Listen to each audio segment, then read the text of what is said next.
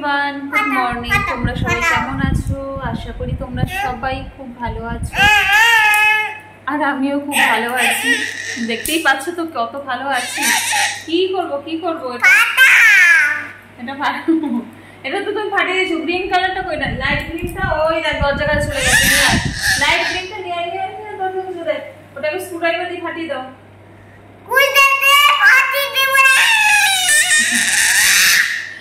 এর জন্য একটা আমি গল্প করতে পারি না, কথাও বলতে পারি না। এত জ্বালাতন করে। ভাবলাম ব্লগটা শুরু করি। আজকে না সকালবেলা ঘুম থেকে একটু তাড়াতাড়ি উঠে গেছিলাম। বাবাই ঘুমাচ্ছিল বলে আমি কটায় উঠলাম? 7:30। হ্যাঁ, 7:30 থেকে 8টার মধ্যে, ওরকম একটা সময়ের মধ্যে উঠে পড়েছি। উঠে পড়ে কালকে একটা মোটা চাদর ভিজিয়েছিলাম। চাদর না, ওটা ঠিক মানে ওই যে জানলায় যে টাঙাতাম ওই চাদরটা ভিজিয়েছিলাম। সকালবেলা উঠে একদম ছাদে মেলে দিয়ে এসেছি যে যদি বৃষ্টি হয় তাহলে সকাল সকাল মেলে রোদটা আছে, শুকিয়ে যাবে। এত করে শুকিয়ে কাঠ হয়ে গেছে। আমি নিয়ে আসিনি, বাবাইকে নিয়ে যেতে হয় বলে যাইনি। বাবাইকে ঘুম পাড়ি তবে যাব। আবার তো তারপরে সব কাজ আমি করে নিয়েছিলাম একদম। চানটাও হয়ে গেছে, পুজো টুজো সব কমপ্লিট। তারপরে বাবাই উঠেছে, বাবাইকে খাইয়ে টাইয়ে দিয়েছি। এখন তো বড় অফিসে বেরিয়ে গেছে। তো চলো পুরো ব্লগটা দেখতে থাকো। আজকে একটু প্যাকিং এর ব্যাপার আছে, কারণ হচ্ছে কালকেই আমরা বেরোচ্ছি ট্যুরে, সেই জন্য আজকে একটু প্যাকিং করব। তো চলো পুরো ব্লগটা দেখতে থাকো, আশা করি ভালো লাগবে। বাবাইকে দেখো, দেখো বেলুনটা খেয়ে ফেলছে। ওরে বাবাই, দেখো একটুখানি আমি এদিকে একটুখানি কথা বলছি এদিকে, আর ও তার মধ্যে বেলুনগুলো সব খেয়ে নিচ্ছে। দেখো কিরকম ফুটো ফুটো করেছে, দেখেছো? স্ক্রুড্রাইভার দিয়ে দেখো, ওই দেখো স্ক্রুড্রাইভারের হাতে। দেখো সবাই বলো না ও অনেক ভালো, অনেকে বলে ও অনেক ভালো ছেলে। দেখো কিরকম ফুটো করছে, দেখো এগুলো চক দিয়ে করেছে। হ্যাঁ দেখো ফুটো করেছে, এই দেখো সব বাক্সে। দেখো কি অবস্থা, শুধু এই বাক্সটা দেখো স্ক্রুড্রাইভার দিয়ে কিরকম ফুটো করেছে সব। এই ভালো ছেলে নাকি? একদম ব্যাড বয়। বাবাই ওই তো এখন দুপুর প্রায় অনেকটাই গড়িয়েছে। এখন আমি জানলাগুলো থেকে একটুখানি জামা কাপড়গুলো খুলে নেবো। আর বাবাই না আজকে দুপুরে বেশিক্ষণ ঘুমায়নি, মানে 15 থেকে 20 মিনিট মতো মনে হয় ঘুমিয়েছে। ওইটুকু ঘুম পাড়িয়ে রেখে আমি জাস্ট ঘরটা ঝাড়ু দিয়ে মুছেছি। ওইটুকু করতে যা সময় লাগে তার মধ্যেই ও আবার উঠে গিয়েছিল। আমার একটা ঘর মোছা বাকি ছিল, ও উঠে যাওয়ার পরেই আমি সেটা মুছলাম। তো যাই হোক, জামা কাপড়গুলো সকাল থেকেই জানলায় টাঙিয়ে দিয়েছিলাম রোদের জন্য। ছাদে তো দেওয়া হয় না, তো এখানেই ভাবলাম একটুখানি যদি দিয়ে দিই তাহলে জানলা থেকে যে রোদটা আসছে সেটা একটুখানি জামা কাপড়ে লেগে যাবে।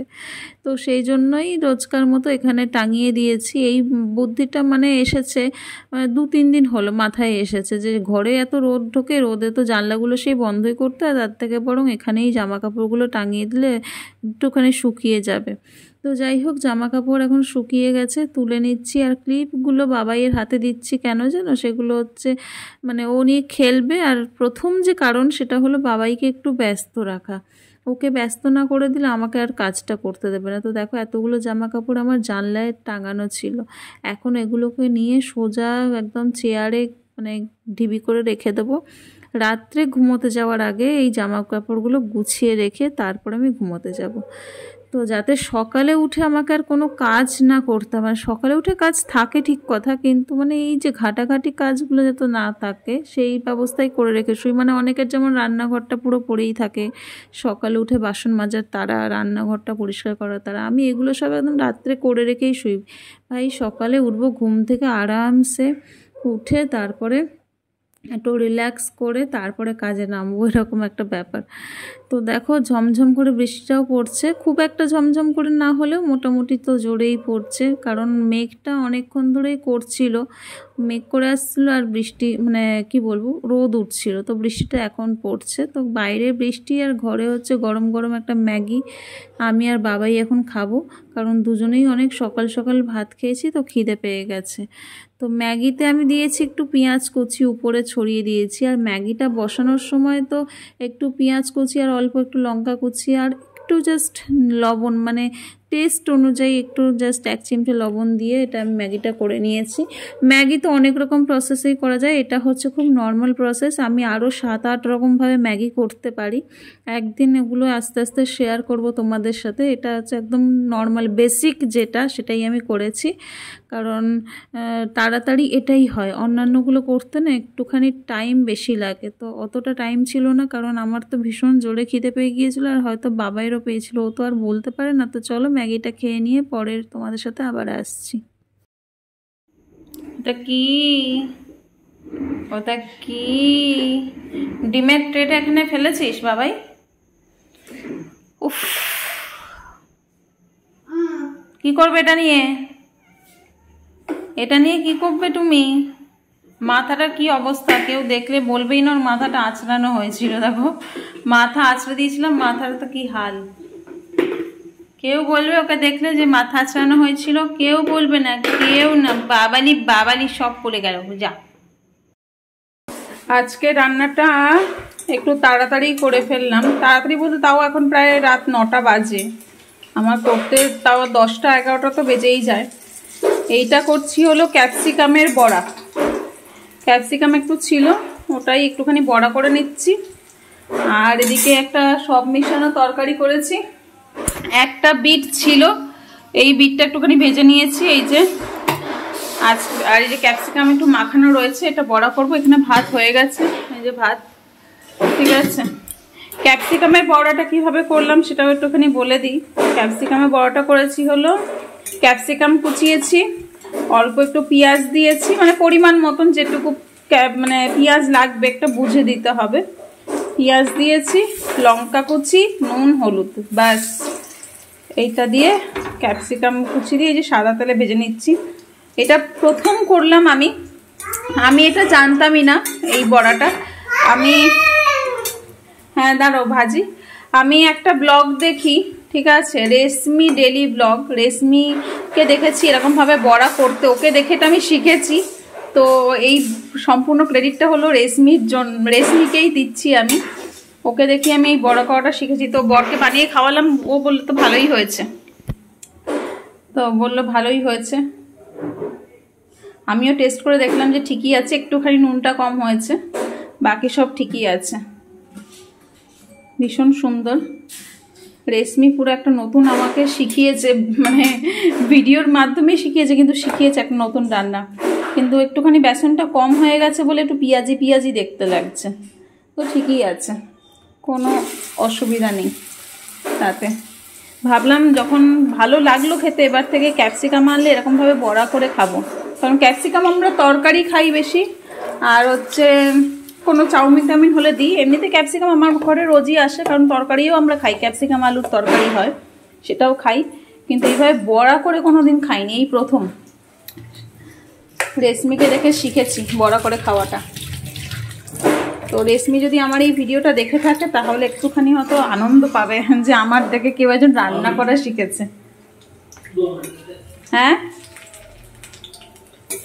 এসে গেছে।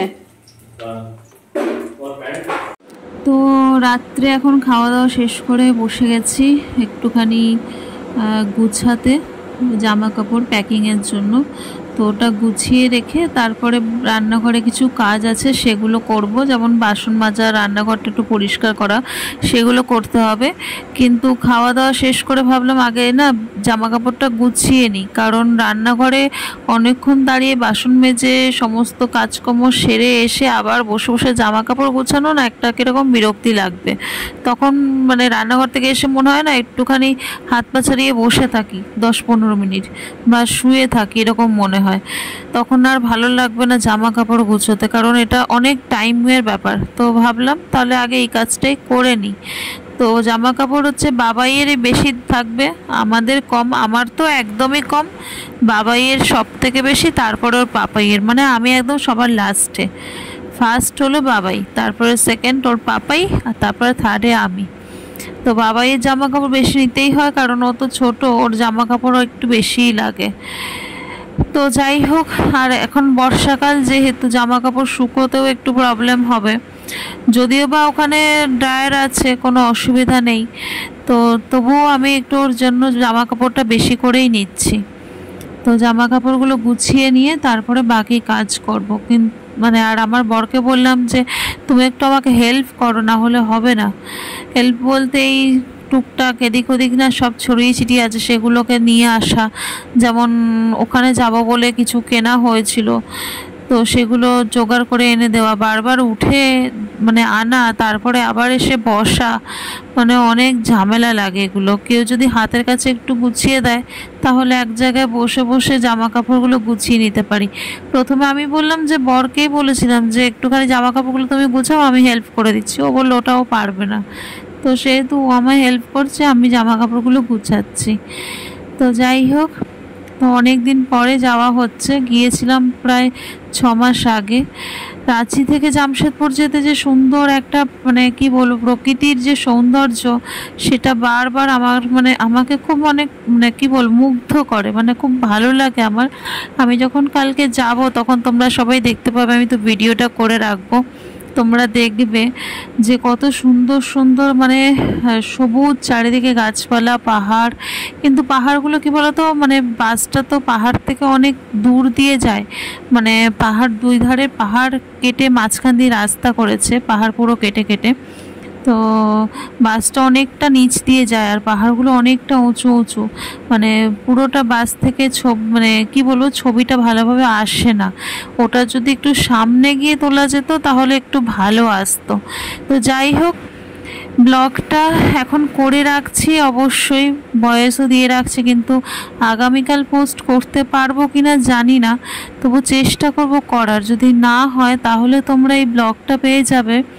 আজকে কী বার? আজকে হলো শনিবার তো রবিবার, মানে আগামীকাল আমি যাচ্ছি রবিবার।